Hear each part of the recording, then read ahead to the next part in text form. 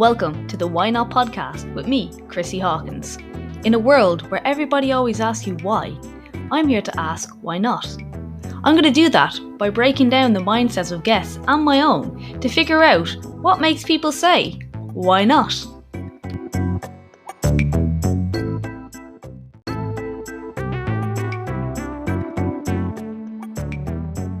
Hi guys, welcome back to Why Not. So here we are at the 100th episode of Why Not. I can't believe we're here already. The podcast has been going on for quite a while now, and I just want to thank everyone who has been listening to me the whole way through, or people who pop in and out of listening to episodes. It just really makes me happy to know this podcast could help a few people.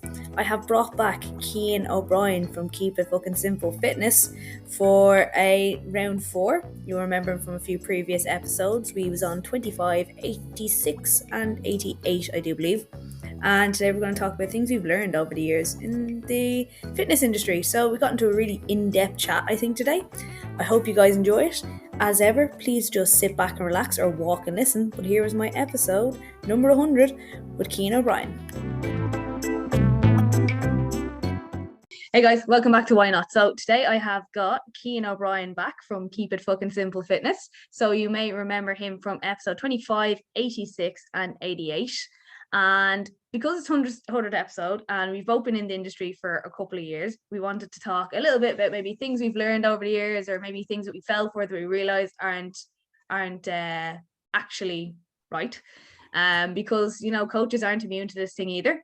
And there's also, I think, a few things that Cian, gets riled up if you've ever followed any of his content. He's very good at calling out things that he thinks are, want a better description, stupid. So welcome back to the podcast, Cian. How are you? I'm good, Chrissy. Thanks for having me back. Hopefully I won't be too unhinged. I can't really guarantee that. Definitely not. Knowing my history, no. So he has a little list of things that he disagrees with, maybe. Yeah, it's actually just one word. It's everything. No, everything. It's not everything. It's almost everything, though. It's the ideas that underpin practically everything. And it's like, we can do better. That's all it is. I was like, I don't mind what we do as long as it makes sense and we're not misleading people with narratives that just aren't true.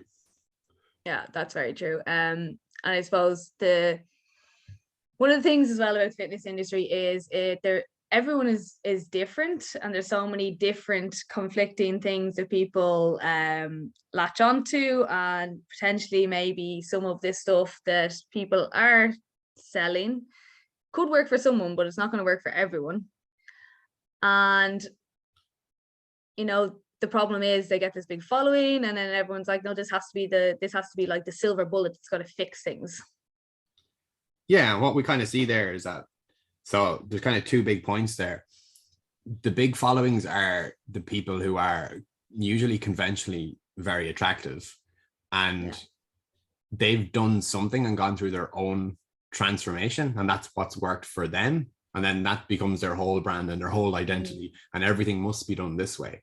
But then when we look at what actually happens, we can't predict things just as humans in general. John Kiley's got some amazing work on this, where he talks about the different responses people get from doing the exact same training program. So we might see like, oh, the average result is this. Yeah, but the spread is fucking huge.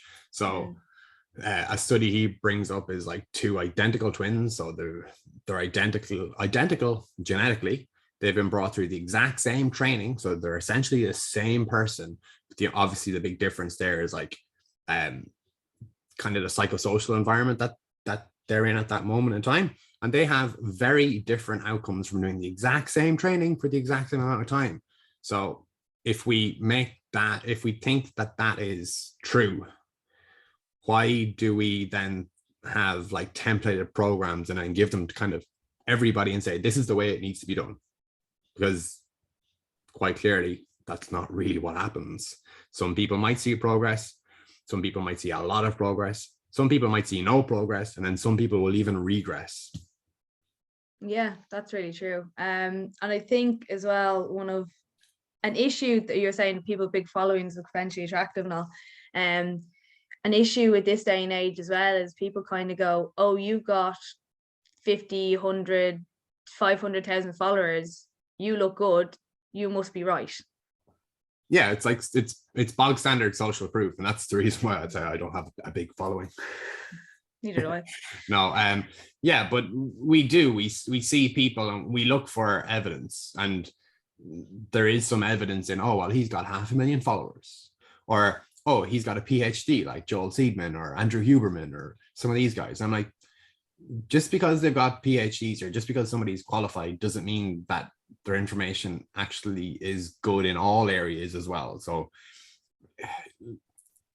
the kind of trope is that your GP knows nothing about nutrition. They know a little bit about nutrition, but oftentimes they'll get hoodwinked by nutrition because it's not their specific area of expertise, and they're a general practitioner, so they need to know a little bit about everything just to make better decisions. So we can't hold everybody to the same standard in every kind of area that they have an opinion on. Like, everybody has an opinion, and your opinion can actually be wrong. Like, I've had many wrong opinions over the years. Probably have, I'd say most of my opinions now are still wrong, but they're just less wrong, maybe. I hope so. It's great advertisement for you as a PT. Well, I am like very forthcoming with that with people. Like, I actually don't know. Everyone's like, so what are we going to do? And I'm like, I don't know. I'm like, I don't know where this is going to go. And it's like, we're just going to try a few things out. I'm going to make some kind of guesses, if you will, informed guesses, slightly more informed because I've seen however many hundreds or thousands of people. I'm like, this might work. And then I see it and I was like, oh, damn, that doesn't work. So yesterday, for example, I had a session with someone and I was like, this will work really well. It did work really well. She got a 10 kilo PR on one exercise, and we moved on to the next exercise, which in my mind was going to be stupidly easy. And it wasn't. It didn't work out the way I thought. I was like, oh, what are we going to do here? And then I had to change a massive part of what I had planned originally to do with that person, because I usually use analogies like anyone who kind of listens to me always talks about or kind of laughs at. It's like chipping away at a block of marble. I don't know what's going to be underneath that block of marble. Yeah. And like, maybe I'll hit the what's it called? Chisel. Maybe I'll hit the chisel too hard. Maybe I'll mess up and I have to fix that mistake I've just made. So that kind of happens with our fitness. We kind of, it emerges from what we do. So we don't actually know what patterns kind of emerge. So we can see, oh, well, this is actually working. So we might as well keep doing this while it continues to work. And as soon as that kind of stops working or slows down or whatever, then we can just do something else. And that's some of the beauty, I think, with health and fitness, that not everything works, but like, we can make different things work, and we can shift our focus from one thing to the next. And you don't need to do like one thing all of the time forever. You can just move on to other things. And if we can just take that step back and realize why we're doing it, examine our values, and make sure that there's no real massive red flags there. Like someone who maybe wants to look better naked and it's like they've got some history of disordered eating and stuff like that. That's probably not a good idea. So we're probably not going to go down that route. But in the grand scheme of things, if we can think about all of those things and connect those dots, then we can effortlessly jump from one thing to the next. We can either achieve those goals, or we can say, hey, this actually isn't working. We can just go to something else. So we don't get overexcited about the wins. But we also don't get too down about the losses, because there's going to be losses. There's going to be loads of losses. Yeah, I think as well, I think that comes with like experience of being in the industry for years, you know, and you've like, for us, say for instance, you know now, okay, this doesn't work for you, we'll move on. Whereas maybe like, say for instance, someone who is just training, like they buy that like cookie cutter program and it doesn't work for them. They're like, well, that's it. I'm never meant to do it. Yeah, like, so I think the reason or why I'm here now is because practically none of those cookie cutter programs or none of those templated programs worked for me. Mm-hmm. And I was like, why isn't this working for me? Like, I would look to my left and look to my right. I would see my peers. My peers were getting the results, but I was one of those quote unquote non-responders. But it's not that I was a non-responder. It was just that what I was doing just wasn't appropriate for me at that time. Like, I can do other things and get the same result. And it just goes back to kind of why we do all of these things. And then when we think about the things that underpin why we do them, and we see how shaky those foundations are. And we're like, but we still do the things that we rationalize using these things that we now realize we misunderstood a little bit. We're like, well, why are we still doing this way? And why is this still the way when there's other ways that we could potentially do them? Yeah, no, that makes sense. I suppose, well, like, creatures of habit, we like to be doing something certain. Like, even say, for instance, you've been doing recently, like, the 1 reps and stuff like that. That was so hard for me to like compute doing like 1 or less than 3 or 4 reps of something. Yeah, so how that kind of came to fruition, well, actually that came to fruition like over years. So originally how that kind of started was I found that, so I did cluster sets. So like I was doing 1 rep, resting 20 seconds, doing 1 rep, resting 20 seconds, and doing 1 rep. So it was like a set of 3, but there was 20 seconds rest between reps. I found it very enjoyable. I found that, so I had evidence that it was working as well. So each week I could come in and I was continuing to add load to the bar and I felt amazing doing it. But then I'd always come back to a program. It would be sets of 8, sets of 10, sets of 12 reps. And no matter what, it would just beat me up. And I would run out of room to improve really quickly. I might get a week, I might get 2 weeks out of it, but I wouldn't be able to add load and my body would pretty much start to break down. I'd be in bits as well. So what I just did there was I would double the sets, have the reps and have the rest. So I do the same amount of work in the same amount of time, but it was just broken up a little bit differently. And all of a sudden I started to see results. So I could add more load to the bar. I wasn't as broken up. Then I kind of applied that to body weight training. So when someone does their first chin up or someone does their first push up, chances are they can rest 20, 30, 60 seconds and then do another one. And if we think about some of the standard recommendations for body weight exercises, like 15 to 25, 30 reps is a recommendation for volume in a training session. So we can think of, oh, how can I get that person to do like 15 reps a little bit sooner if we just break up the reps? So then for years, that kind of was in the back of my mind, and I use that a lot with body weight stuff and weighted chin-ups, weighted dips, stuff like that. Then when I was teaching people how to deadlift, I was like, how do I do this? People just keep messing up their the setup or then the next rep. So the bar doesn't land in the same place and their shins come forward, the bar rolls forward, and it just kind of messes with their technique. So I started doing like singles with people on their first day and just started working exceptionally well. So if you do a single every 20 seconds for 30 total reps with a light load, that takes 10 minutes. And if you think about opportunities to practice, that beginner gets 30 opportunities to practice setting up, addressing that barbell, creating tension, and then breaking it off the floor, standing up and down. They've got enough time to recover, but not enough time to start freaking out about their technique. And if we break that down any other way, the 30 reps. So let's just say they did 15 sets of 2. That's 100% more opportunities to practice. If they did 10 sets of 3, that's 300%. If it's 5 sets of 6, 6 sets of 5, and so on, we can just kind of extrapolate it that way. Then at the start of the year, I just got really frustrated with my own squat because it still wasn't great, and it's still not great. But it's better. It's better, but I had never back squatted over 150 kilos, which, like, for an average kind of general population person might say, oh, well, that's loads, but it's not for kind of what I want to do. So I want to just practice the Olympic lifts because I think they're fun. And I had cleaned 141 kilos with 150 kilo back squat. That does not make sense. So it does not make sense. No, it doesn't. Yeah. I was like, okay, how can I do this? I was like, what if I just go back to the start?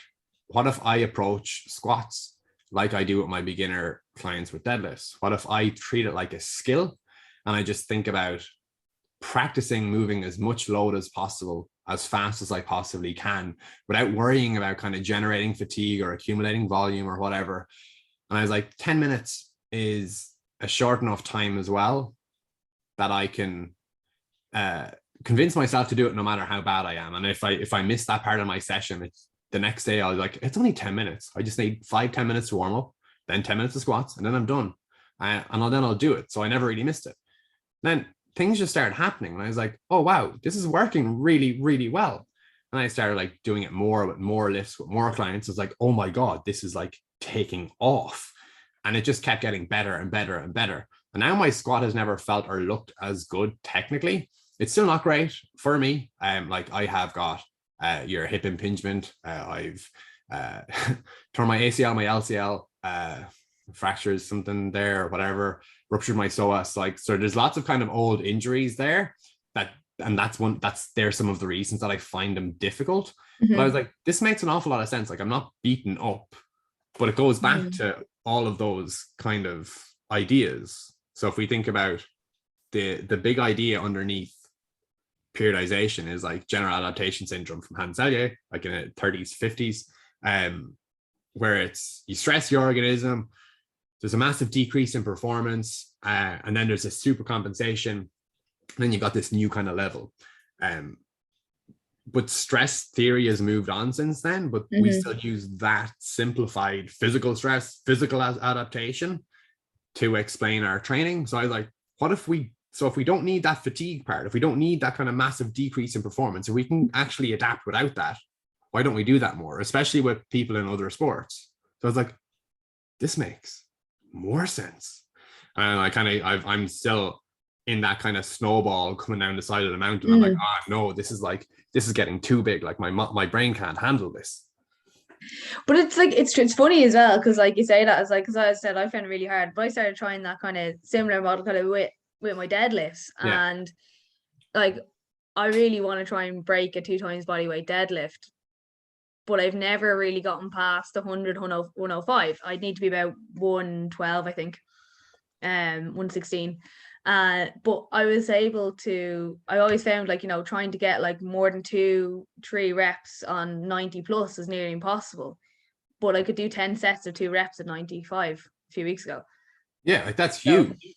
Yeah. Like, I genuinely think like, so if you can do like 105 now, like I reckon like we'd get you there to like that 116, whatever it is, like in 4-6 weeks. Like, I don't know if we've touched on this already, but did we not? My working memory is like terrible. But I started with someone recently, and she was very apprehensive and kind of scared about movement and like lifting heavy, and if she'd ever be able to lift heavy again. And she just wanted to get back to where she was years ago. So she wanted to deadlift 80 kilos by the end of the year. And I was like, oh, we'll get there. Like, don't worry about that. We'll get 80 kilos. Like, we'll get 80 kilos like really, really soon. And I was like, don't be shocked if you end up hitting 80 like tomorrow, the first day working with her. She's like, oh yeah, whatever. Haha, you're so funny, Cian. And he's like, you're a little bit crazy. And I was like, oh yeah, you think 80s? I was like, we'll lift 100 very soon. And she's like, yeah, you're definitely a bit unhinged here. So she came in and to again mention John Kiley, he talks about how our body's prediction of what's about to happen is kind of what matters rather than what actually happens. So if we look at something, we think, oh, I can lift this. Our body then kind of makes the resources available to be able to lift that. We don't think we're not like freaking ourselves out about it, and we just kind of lift it, and it's fine. So I use loads of fractionals rather than like putting on a 20 and a 10. So I like put on a 10, and then I was like, okay, I'll put on a 5 as well. Then I'll put on another 10. And I just kind of kept doing that. And I put on like loads of 2.5s, 1.25s, because I'm training in my home gym as well. Yeah. It's not socially unacceptable, or it's less socially unacceptable. I don't care. I would still do it in a commercial gym if I was coaching someone in a commercial gym. But at the end of it, I was like, do you know how much that is? And she goes, no, what? I was like, oh, that's 81 kilos. And she's like, what? I was like, so we got her to PR after 3 years. Yeah. She was terrified before the session. And then I had her yesterday again. So less than a week later, and we deadlift again. And I do the exact same thing. And I was like, I'm not going to tell you what's on the bar now till afterwards. And we deadlifted 90 kilos. So she got a 10 kilo PR. And part of that is as well, that's my reaction when she's doing all of this. So I was like, oh yeah, that was really good. And I was like, I think we got like 2 or 3, maybe one more lift in us.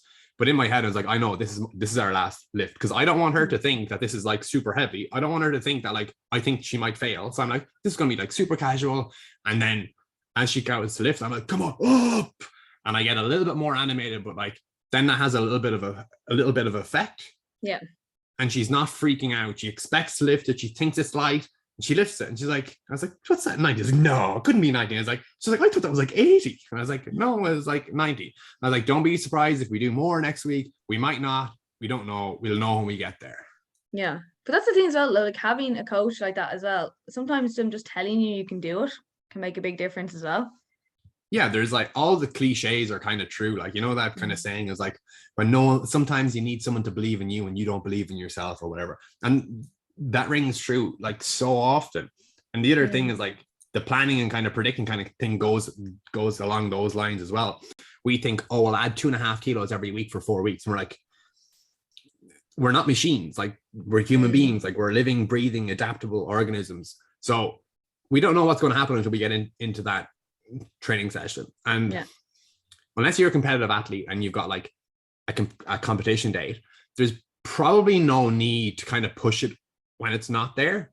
If you're a competitive athlete and you have a competition date, you're probably going to have to push it when it's not there. But if you're not, and if you're just kind of lifting for quote unquote fun or to improve the other areas of your life, you don't need to push it. Like, on the good days you should push it, and on the bad days just get through it.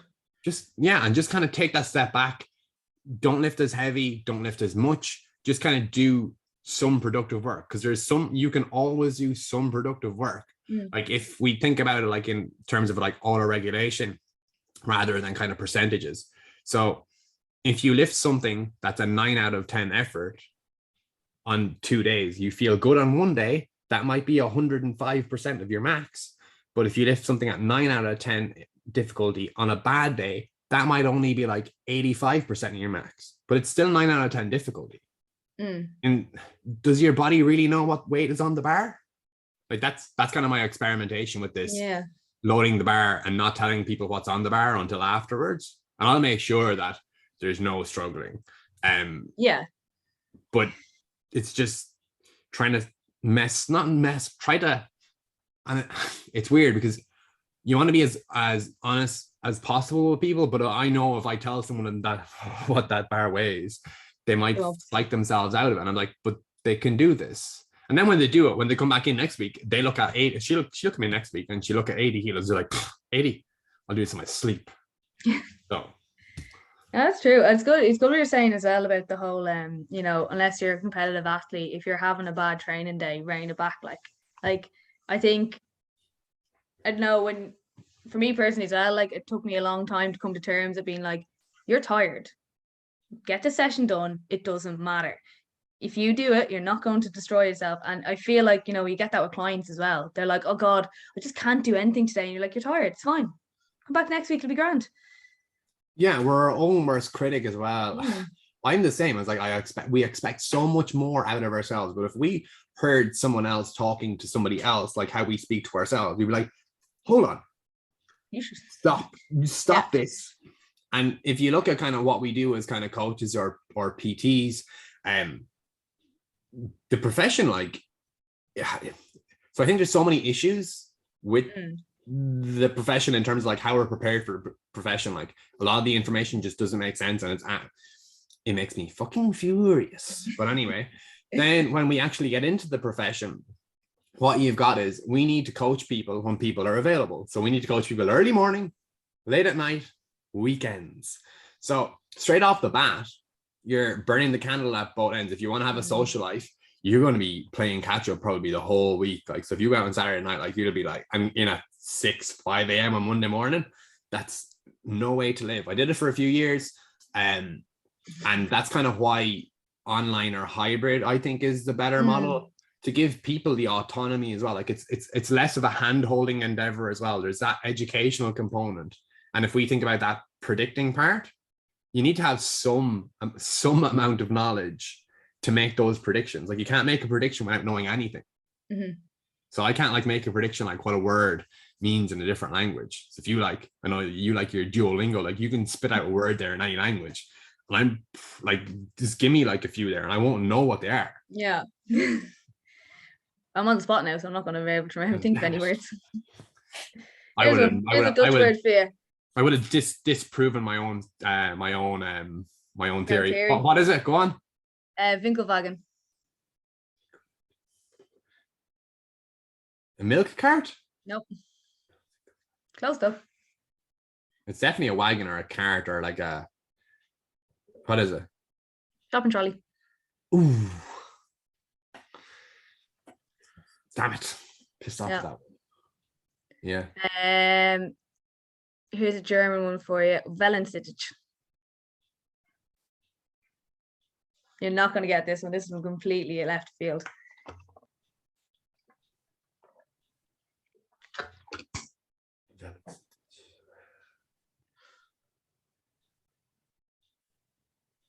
Oh, Jesus. Park bench. Nope. What is it? Budgie.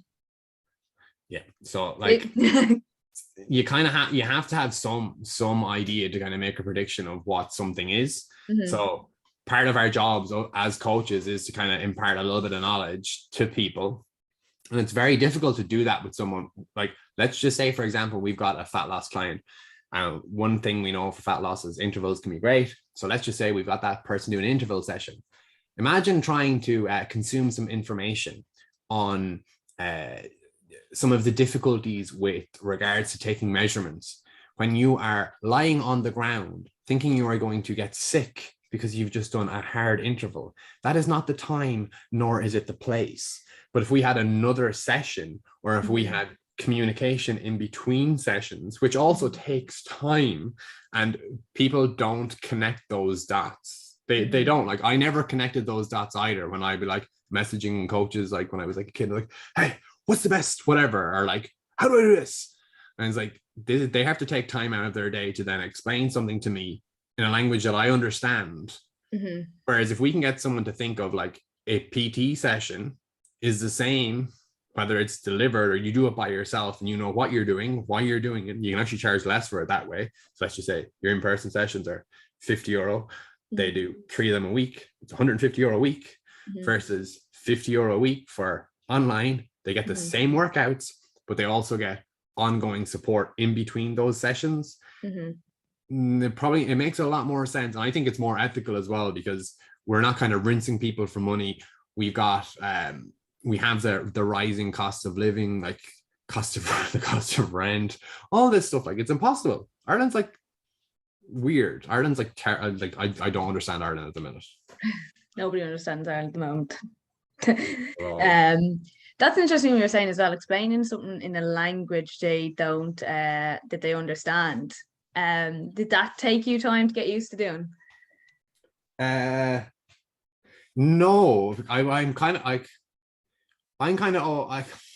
I speak in analogies all the time. People just laugh at me when I do, because like some of the analogies I use are like baking. So people love the idea that exercise needs to be fun in the moment. And I'm like, yeah, like the process of baking can be fun, but if you don't get to actually enjoy those baked goods, you're not going to keep doing that. So the same thing with exercise. If we're not actually seeing objective progress, you're not going to keep doing it, no matter how enjoyable it is in the moment, no matter how much of a runner's high you get afterwards. Or like farming. So if we think about like farming, we're like, there's 2 things that we need to consider. There's a time that it takes for those crops to grow. And then there's a specific time we plant those crops. So we can't wait. We can't plant the crop at a time they're not going to grow, or in an area they're not going to grow. Like, I can't go over to the Sahara Desert and plant something that's not going to grow there because there's no fucking rain or whatever. Another one would be investing. So, or like buying stuff. So you have a certain amount of money.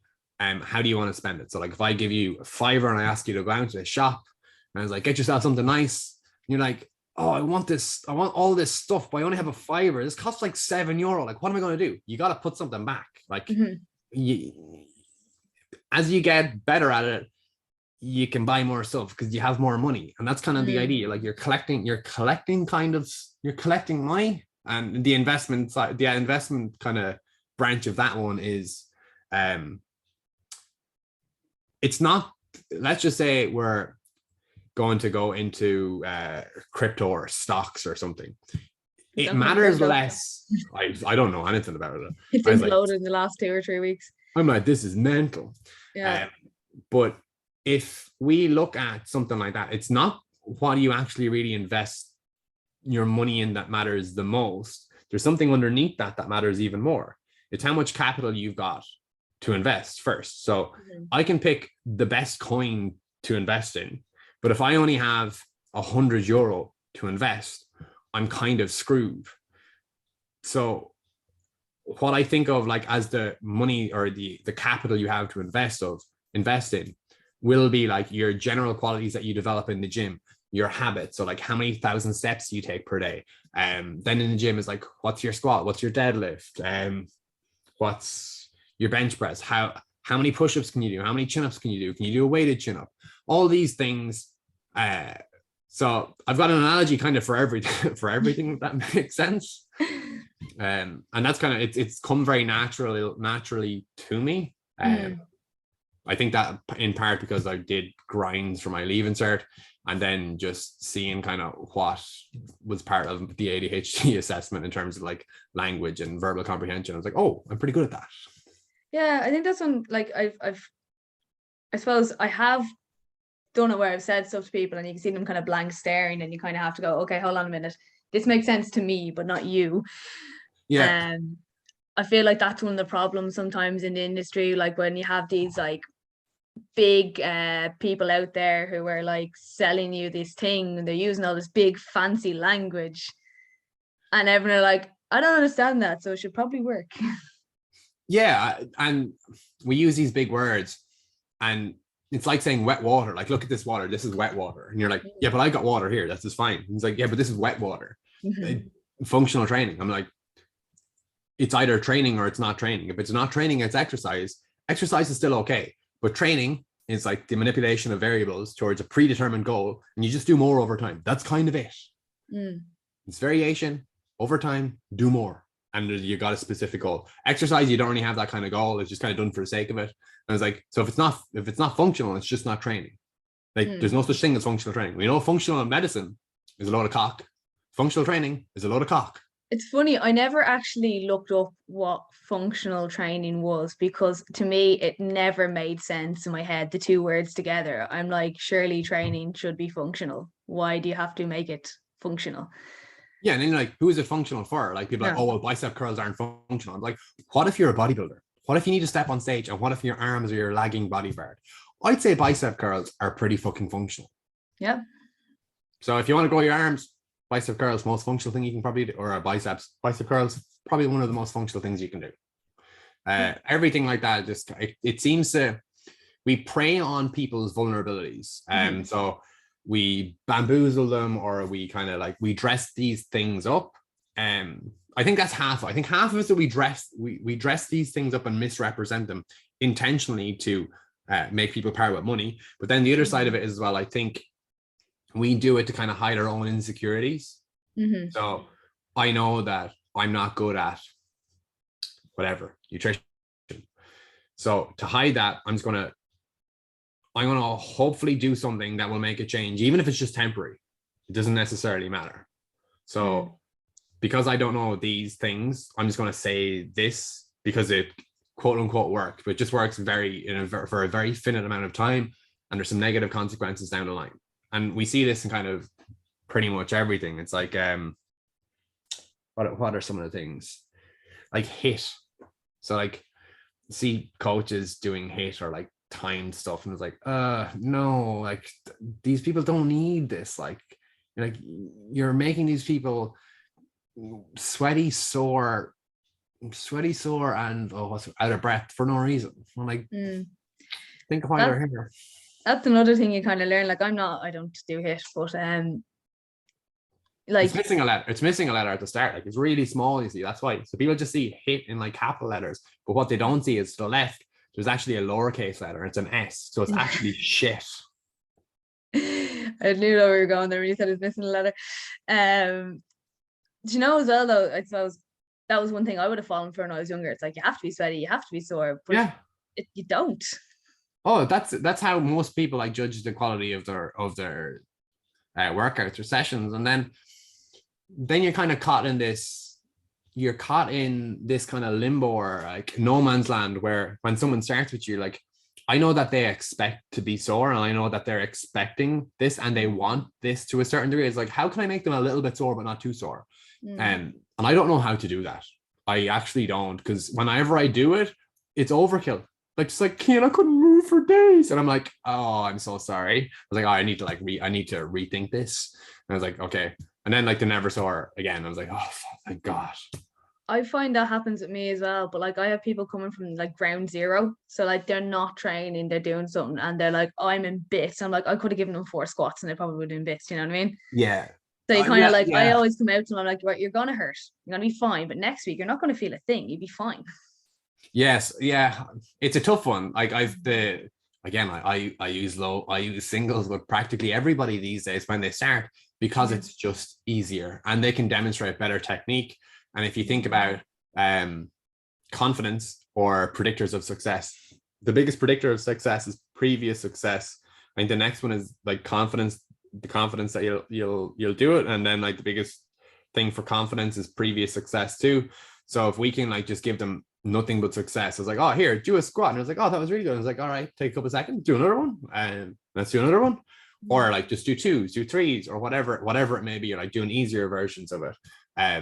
Not really pushing them too far gone, but yeah, like it's tough, and no matter what, someone's going to be sore. So no matter how kind of nice you are with them, especially the stuff that they're less good at, we'll always gravitate towards stuff we're good at. And there's ways we can make things seem more impressive to a person, or like make them enjoy it more. Take that deadlift, for example. You can bring the barbell up so they move through a smaller range of motion. So if they move through a smaller range of motion, chances are they can lift more. If they lift more, they get more confidence. If they get more confidence, the next week they come in, maybe you go a little bit lower. So they still have the confidence, like, I can lift this. And they're further along than they would be had we gone a different way about it. So I think it's a tough one. It's like how do we like make them sore but not, or like how do we meet their expectations without crippling, or how do we get close to meeting their expectations? Because sometimes people like have expectations that like, no matter what, I will never ever meet those expectations. And I'll be very honest. Like one woman, she goes to me, Cian, I need you to be like tough as nails at me. You need to call me a fat bitch when I do this. And I was like, I will never do that. I'm sorry. I'm like, I don't think that's going to work. So things like that I just won't do. And then same thing with people who want to be like super strong, like, I want to be able to like, don't want to be able to sit on a toilet for days. And I was like, yeah, I'm not going to do that. I'm sorry. But what I will do is I'll make you stronger. I'll like help you do this and the other. Is like, if you just give me a month, we'll see where we're at. And more often than not, they realize, oh, I'm capable of so much more. And like people tell me I can't do that. They're all like putting these like cement shoes on me. They love doing that, isn't it? It's like, oh no, I couldn't do that, or I'm not very good at that. And you're like, yeah, well, have you done it? No. Yeah. But then how can you expect to be good at it? Of course you're going to be bad at it. Yeah, we place these limits on people for no reason, and we tell them that they can't do things. And if we go back to kind of how so the two things that kind of underpin everything we do as coaches are kind of like principles that we stole from like social planning or like engineering, where we're dealing with things that aren't living and adaptable. And then we've got the stress theory part, and both of those things don't actually pan out when it comes to working with people. So the narratives that we use to rationalize things aren't true. So then when we think about what we do, and then we think about the things that people say. So coaches are great for it. It's like, don't do this. Like, oh, what's your posture? That's bad posture. And we assign these labels. I'm like, we're agents of change as coaches, but I worry that a lot of us, and this was me too, and it is still me in certain areas, I'm sure, we're causing more harm as coaches. And like injury, I'm lumping injury professionals in here as well, because just have two examples. I've got one who had a person who had tendinopathy and it was told just to stretch it. I'm like, yeah, that ain't going to do shit. And then another one was someone who had knee pain and they were told that it's just because their hips were weak and they need to like not do any knee dominant exercises for like 6 months. Surprise, surprise, pain went away. But then when you do something again, the pain returns because you haven't prepared your body for the demands you're trying to place upon it. So we need to be careful with the narratives we give people and being super reductionist. We can't reduce multifactorial things down. It's like telling people, oh, obesity is simple. It's just energy in, energy out, and just stop. And then like we see like people who are homeless, just stop being homeless, man. Stop being poor. I'm like, it's not that simple. It's not. It's definitely not. There's so much more. It's such a bigger thing. And actually, to be fair, I will put my hands up and think at one point when I was younger, I was like, fat people are just lazy. And you're like, yeah, I think we all do. Like, yeah, and I'm like, that is completely wrong. There are so many other things that could be going on with that. And on the flip side, skinny people aren't necessarily healthy. So yeah. And like we can like segue, like I saw you had a thing on like BMI there or something. Like I did a body composition measurement yesterday, and as part of it to do your BMI, your body fat percentage and all this crack, my BMI is over. Like I'm not like carrying a lot excess body fat, anything like that.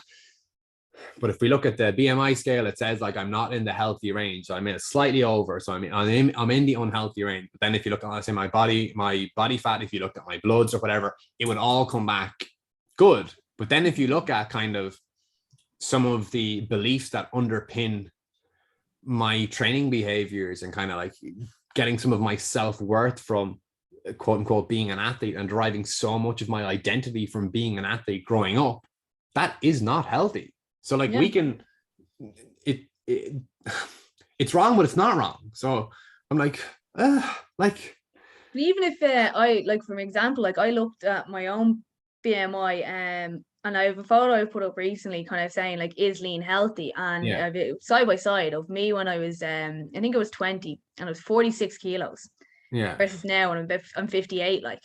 Yeah. And at the time when I was 46 kilos, I wasn't eating dinner. I was in a shit ton of cardio. I was in a really, really bad state. Like, all right. And I thought, geez, I'm skinny finally. And I look at that photo side by side of myself now and I'm like, oh shit. Yeah. And according to BMI, I'm on the low end of healthy at 46 kilos and at the high end of just within healthy at 58. And I'm like, that's probably true. So if you think about it, like, we probably train too much. Like you run yourself into the ground as an in-person PT, and then you've got like the kind of younger us, and like youth is wasted on the young, and then we're our own blind spot. It's like I like to think that I'm quite self-aware, and in certain areas of my life I'm incredibly self-aware, and then in other areas I'm like, oh my word, this is terrifying. How have I never spotted this before? I am a prick, or whatever. Well, that's it. Like that. Well, that was long before as a PT, that picture. And I've realized I had a lot of issues. Yeah, food related, body size related, partying related, probably.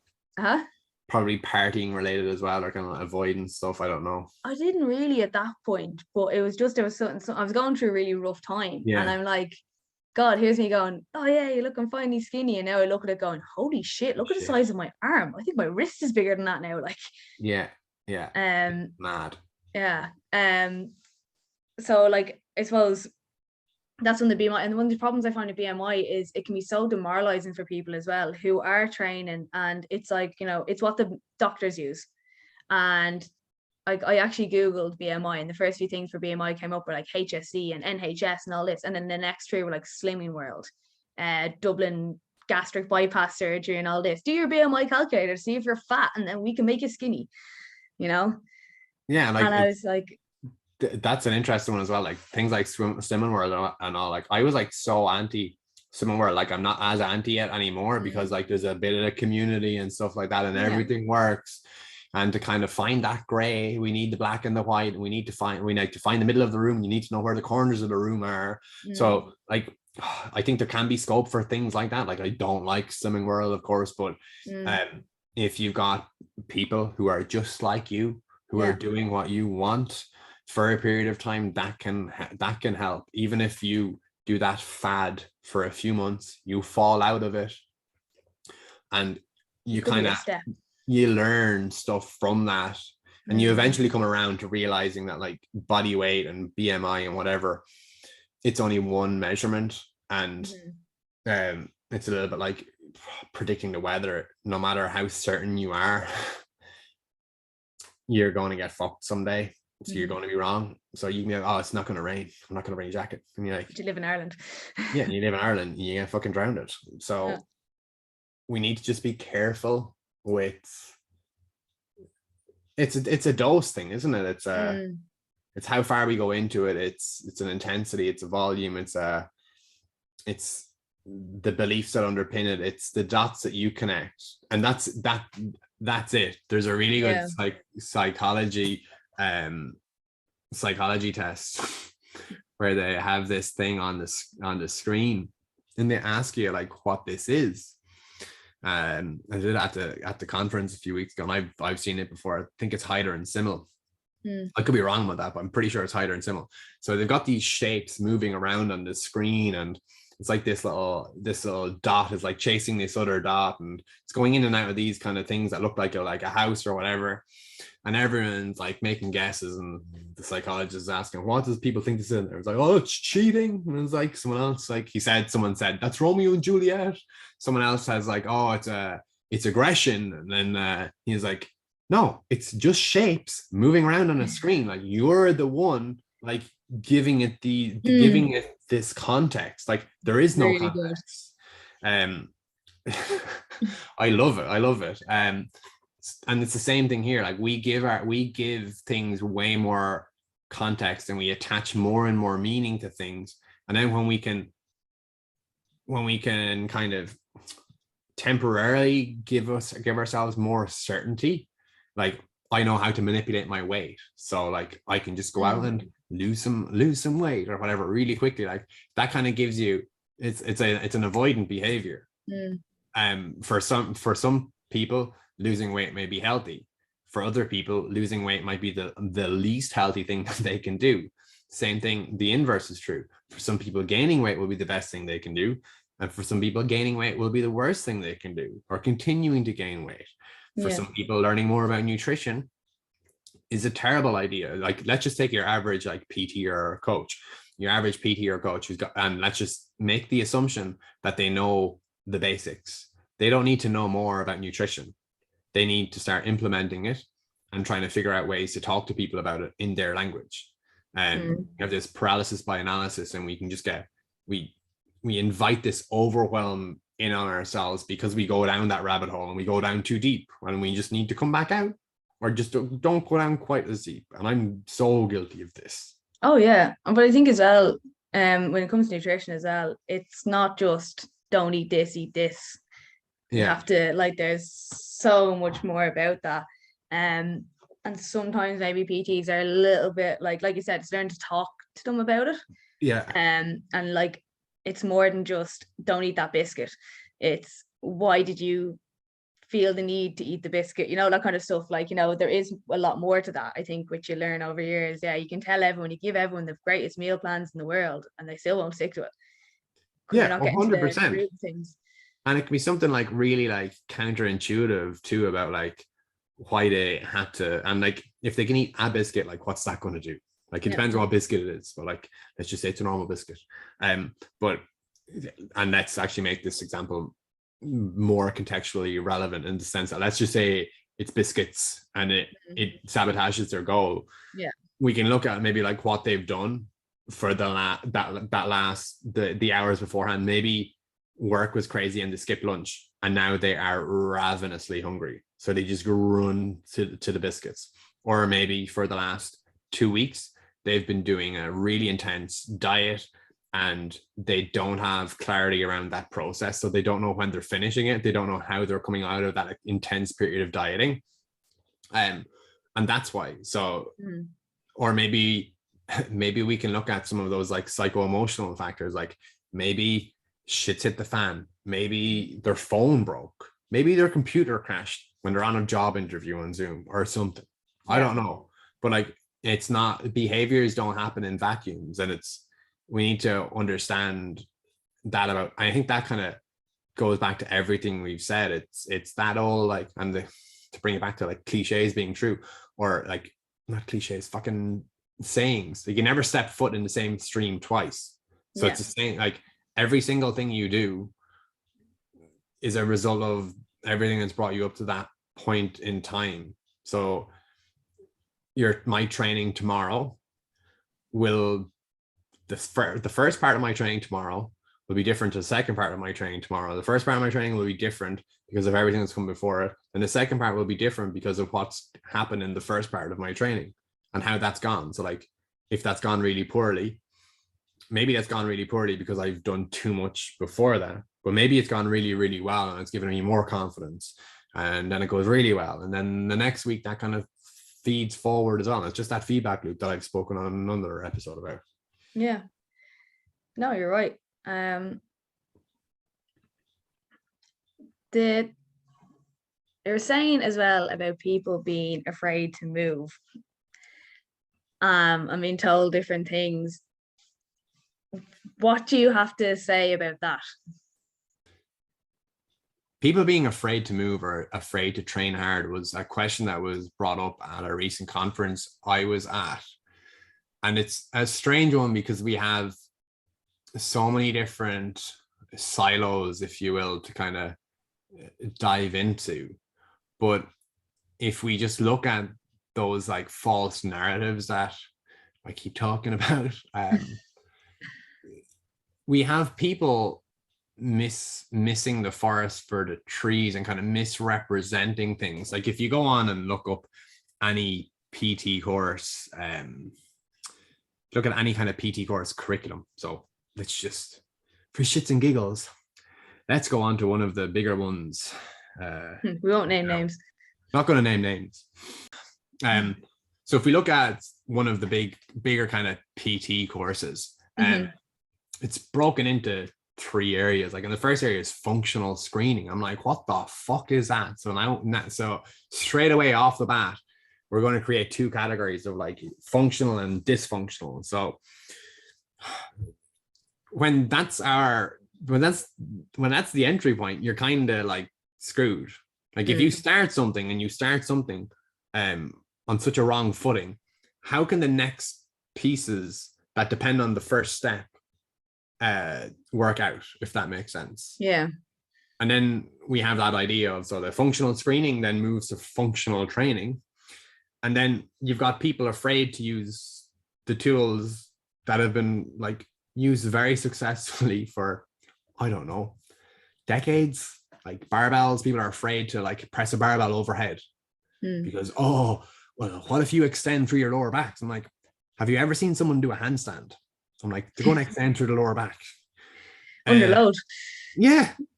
Another good one is like, that's a big one for field athletes. So you'll see a lot of these quote unquote functional coaches talk about like making sure that you don't arch your lower back when you're pressing overhead, because that's so dangerous. And then if you like Google or like you just look up a GAA player, say catching a ball overhead, you'll see them in this massively extended position trying to get as high as they possibly can. And if we think about just the premise or kind of the idea behind strength and conditioning, it's to prepare ourselves for the demands we're about to place on our body in our sport. So if we have an exercise that kind of mimics those positions perfectly, and one that we can like load really incrementally, like we can add a kilo a time to it. Does that not make more sense? You're getting into positions that are closer to it. You can control the load. You can control how many reps you do. You can control how many sets you do. To me, that makes an awful lot of sense. You're building a more robust athlete. But then again, you have the same people saying you need to like do half kneeling single arm dumbbell presses or half kneeling landmine presses. I'm like, do we really? Like in sport, we get into these compromised positions. Why don't we just, I don't know, prepare to be in these compromised positions? Do you think that is partially to do with insurance?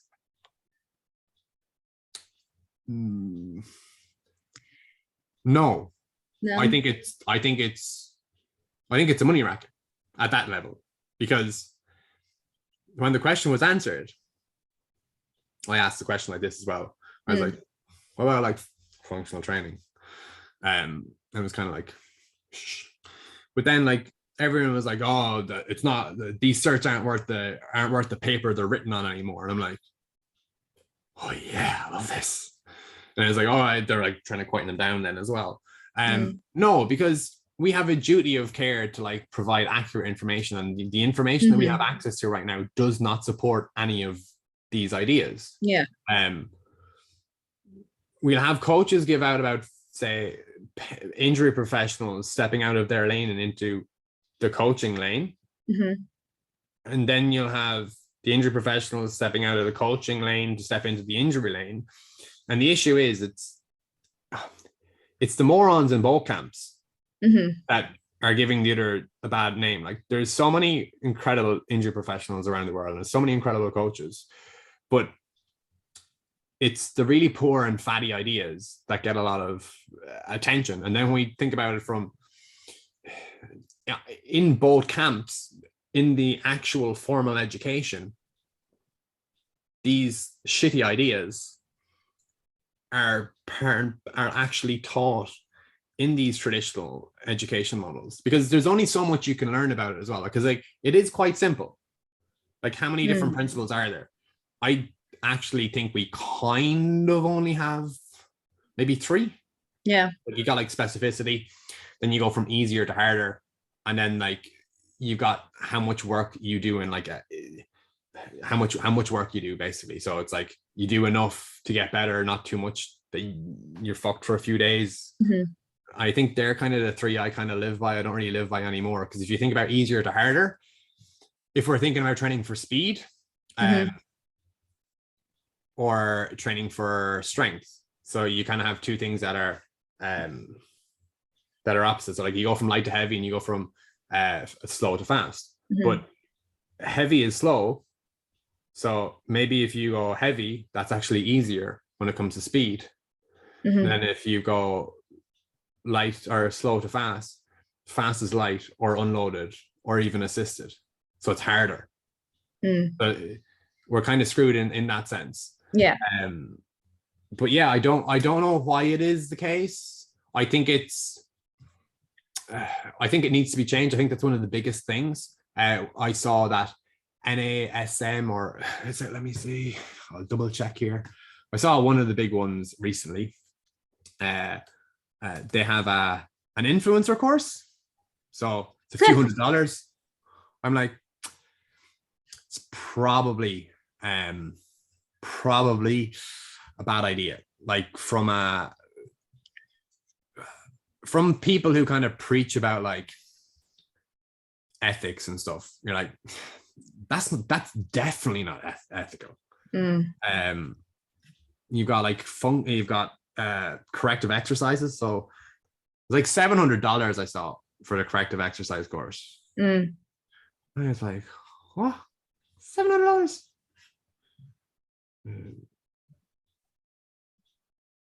Yeah, I can't find it here. I do wonder, like, I know when you come to the level you were talking about, yeah, they are probably just making money at this point, or they have convinced themselves that they're right, and they've convinced enough people to live off it. But the reason I was just thinking about the whole functional screening being in a college course is, well, there's two reasons. One, insurance, because we do have a duty of care to look after people, but they have to stay like, teach a standard. So you don't break people, so people don't come back and sue them. The PTs come back and say, well, that's what I learned there. And then the other one is because, as you said, there's 3 principles to learn, and they need to fill a course that's going to cost 3 or 4 grand and take 6 months. So they need to put in some extra modules. Yeah, so there are. So I think it creates problems that don't exist. Again, they then have. And then it makes a different problem. So then you've got like PTs who are just incredibly incompetent, so they can't coach. They don't know how to coach. But there are more than 3 principles, by the way. Like, that's just kind of do you know what I mean? Like, cliff notes. But it creates kind of issues that don't exist. Because in this scenario, the test doesn't test what the test tests. So we have like the functional screening, but the functional screening doesn't do what it says. So if we think about like doing a 1 rep max back squat, The 1 rep max back squat tells us what I can do for 1 rep max in the back squat. That's it. Mhm. The test what the test tests. But this functional and movement screen doesn't actually tell you anything to do with function. It in a sense, it does test what the test tests. It tests your ability to do these low level activities that have nothing to do with what they are ever going to do with you. So no matter what, you could never use them to defend why you've given someone something, if that makes sense. Yeah, I get you. There's a video online of Dmitry Klokov, who has won a world championship in weightlifting. He has snatched over 200 kilos, and he is failing the overhead squat component of the FMS. Yeah. So if the FMS overhead squat with a PVC pipe does not correlate to a snatch, which is essentially just doing getting a barbell from the floor and getting into the bottom of overhead squat and standing up.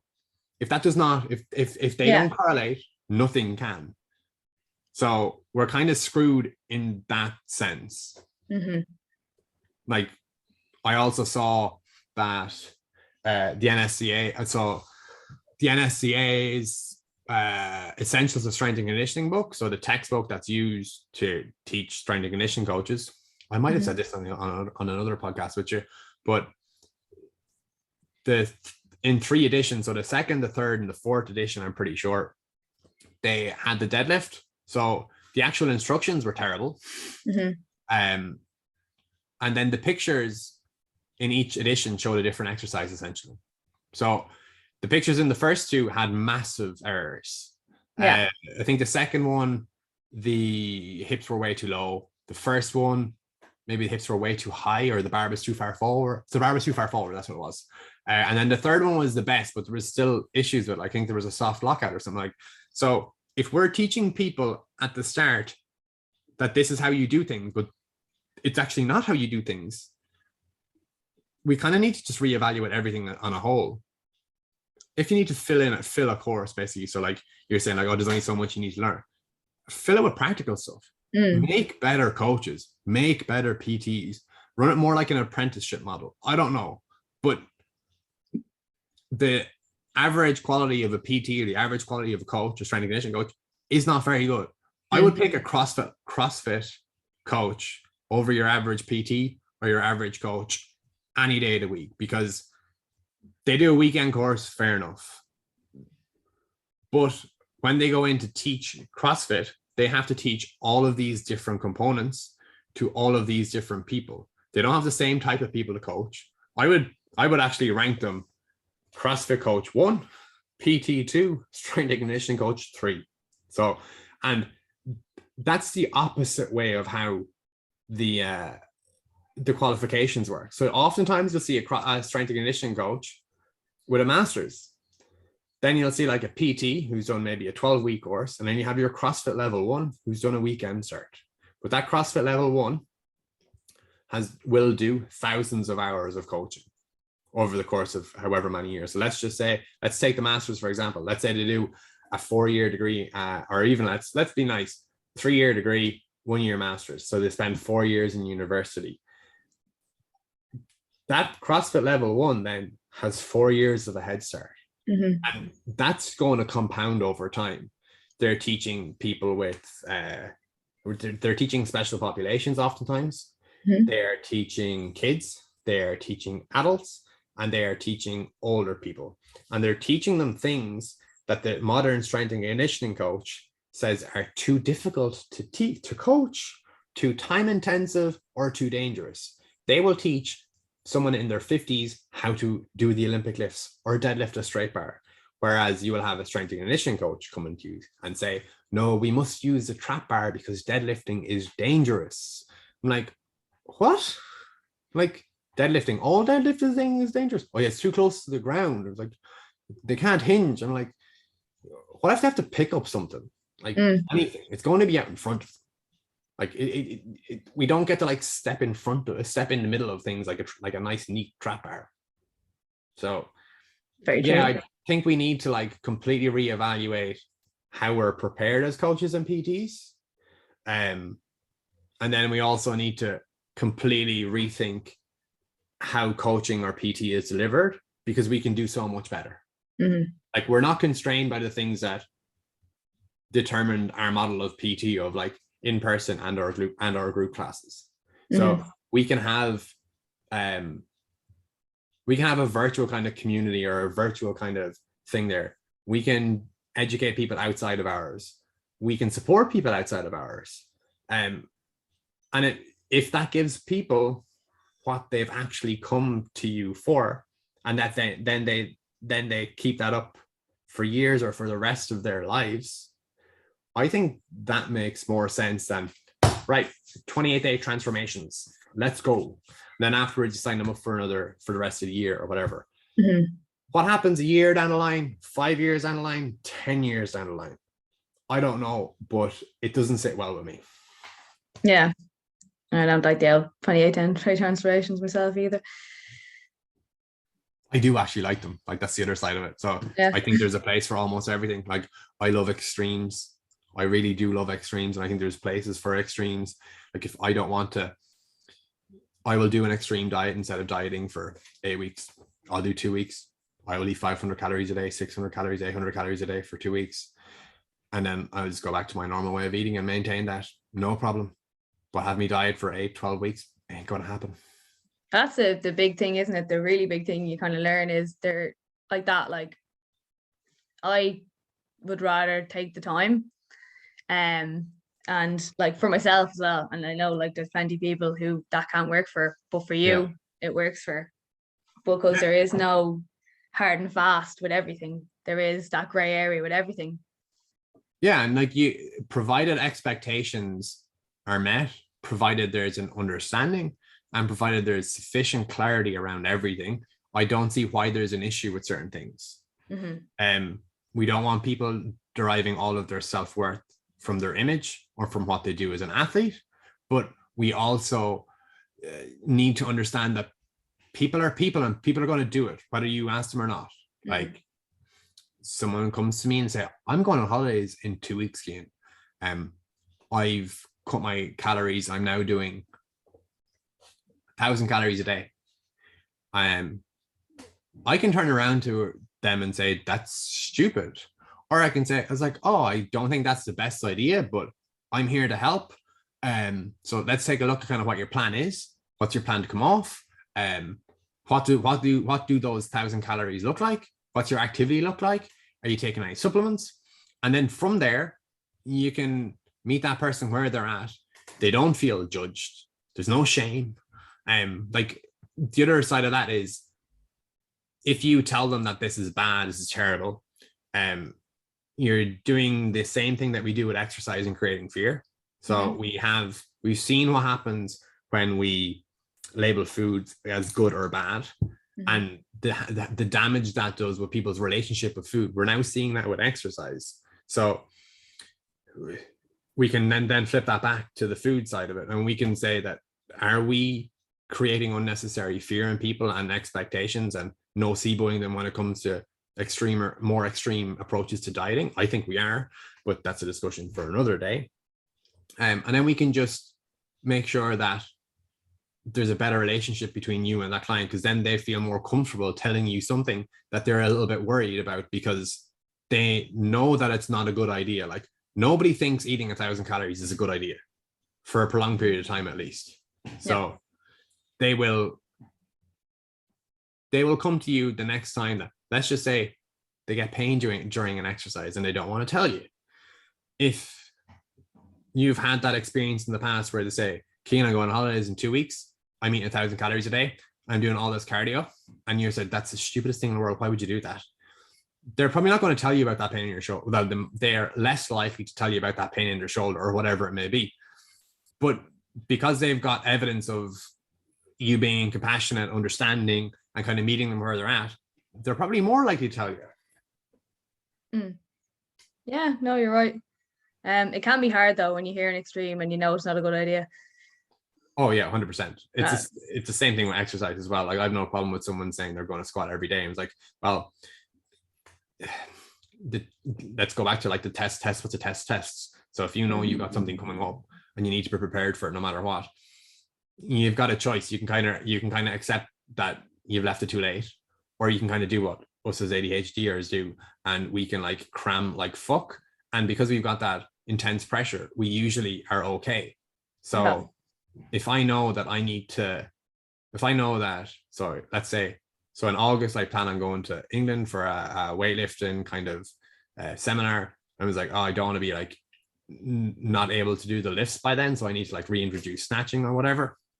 But let's just say, for argument's sake, I do what I do best and I just leave it till last moment. So let's just say mid-June, I'm like, I got distracted by cleaning. I didn't do any snatch. I haven't snatched since last September, by the way.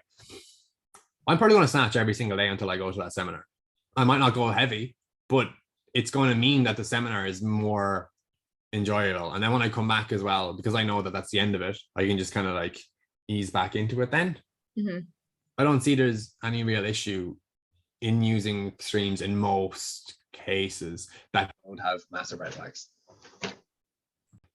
We have to be also careful that we are not stepping outside of our scope of practice. I'm not prescribing meal plans or anything like that, any bullshit like that to people. I don't give people calories. Like, I kind of steer away from most nutrition stuff. I just work on kind of habits, because again, like, I like extremes, but I don't like people to do, I like extremes, but I don't like people doing extremes, especially for a prolonged period of time. Like, I don't have any clients where I recommend track their calories.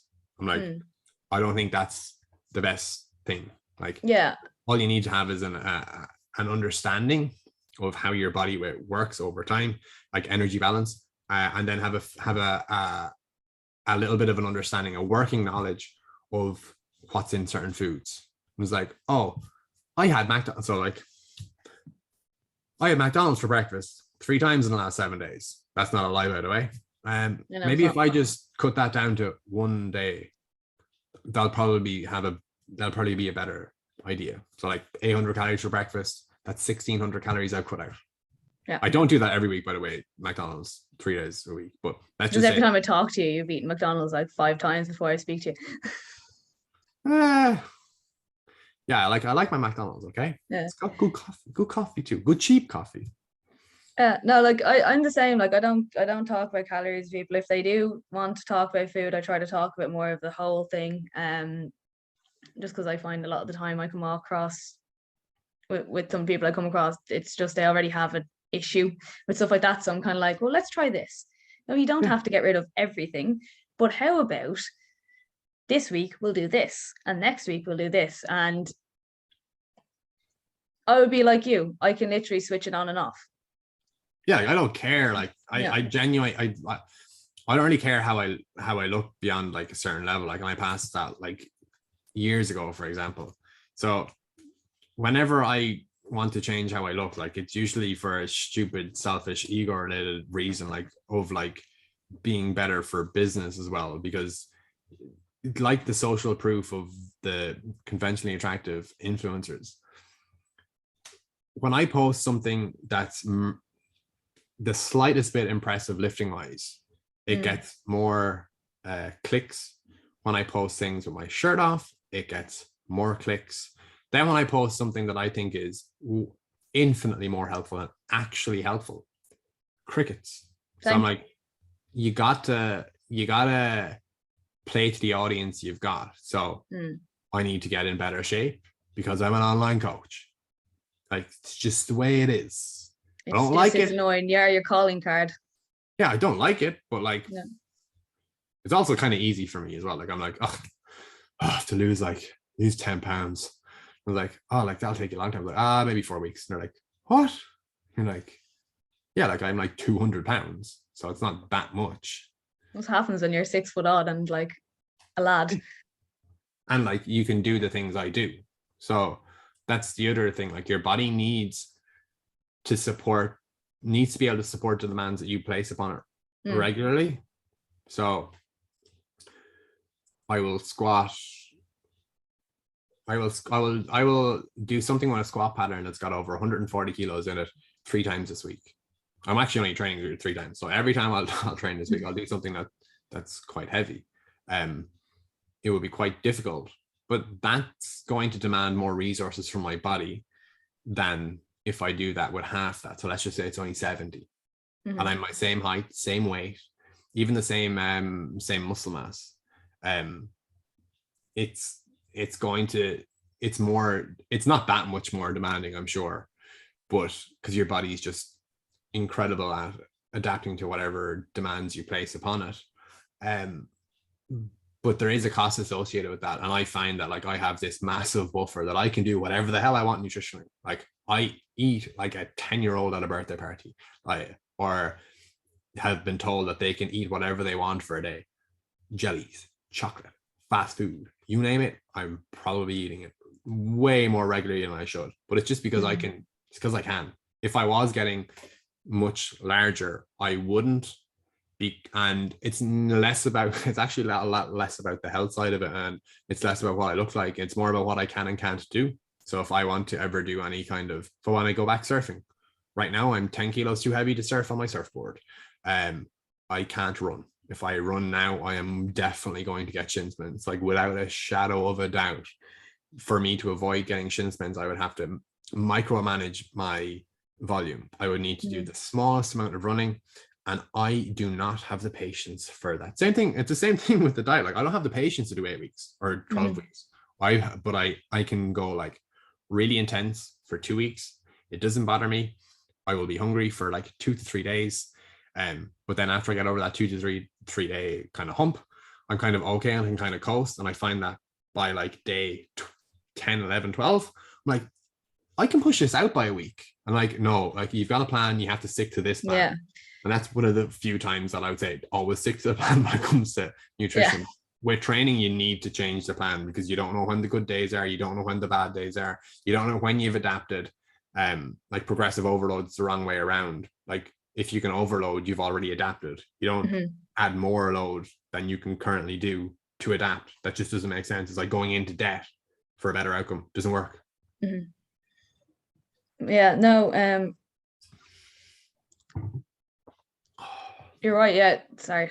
I'm like, I suppose what you're saying there is there is still a, like, so you can get away with eating a lot, but there is still a cost to it.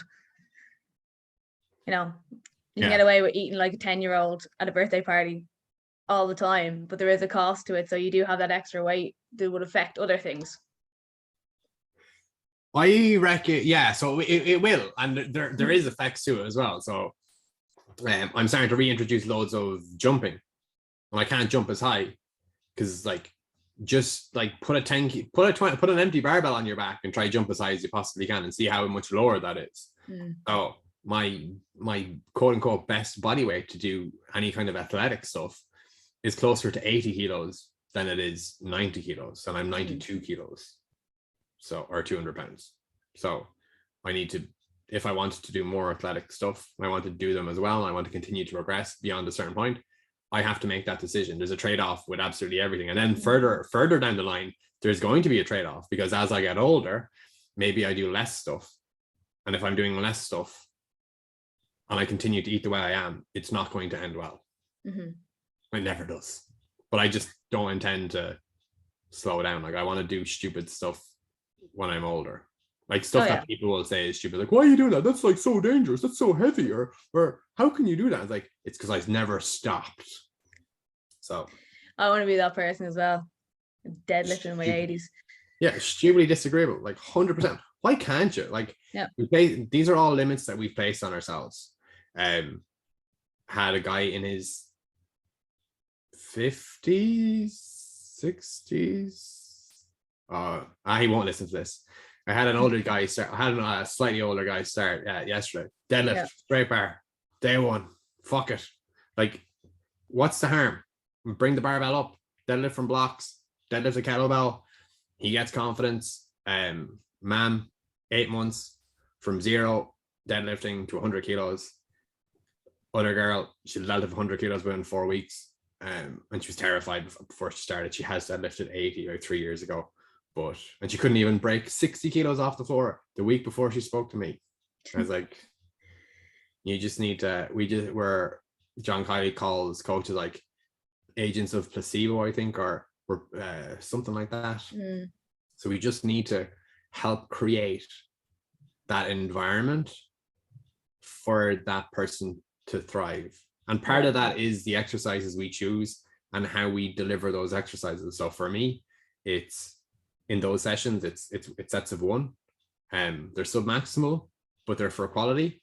People have this massive bank of, so if they've done 30 this week, they do, let's just simplify and say they do 30 every single week. After 4 weeks, they have 120 incidences, or 120 kind of, whatever you want to call them, pieces of evidence that they can draw upon. It's like, oh, I've done this 120 times before. And lo and behold, their setup starts to look very consistent just for the deadlift. Then we get to the deadlift to a certain level. We don't really care about the deadlift anymore. We move on to something else. Every now and again, we'll do it again just to make sure they can still do like in and around the same numbers. Or we might do it less, and then we can do something else. And like, oh my God, this is amazing. I don't have to do all this work to maintain it. I was like, yeah, because you've put in the work. Like, you build a building, you stop when it's built. Yeah, that's a very good point. I think with that, we might leave it at that. That's all right with you? Perfect. Oh yeah, it's Sporting all right. I got to eat. I'm getting hungry. You don't want that. Real rants. So remind everyone where they can find you, Cian. It is my personal Instagram, Cian O Brien, or KFS Online Coaching on Instagram, but I don't really use that account. I use my personal for everything. Cian O Brien. Yeah, that's it.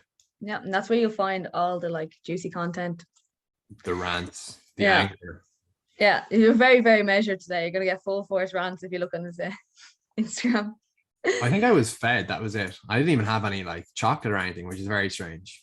Maybe it's the caffeine. I've had like, I'm highly caffeinated today again.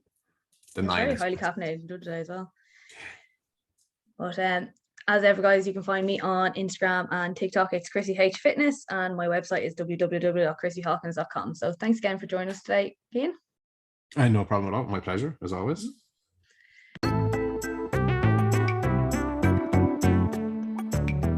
Thank you again for listening to the Why Not podcast. It really means a lot that you are listening in, and I would love if you could please leave a review on Apple Podcasts or subscribe on Spotify. And always, I'd love to hear feedback personally, so if you do want to leave me a message and let me know how you found the podcast, please do.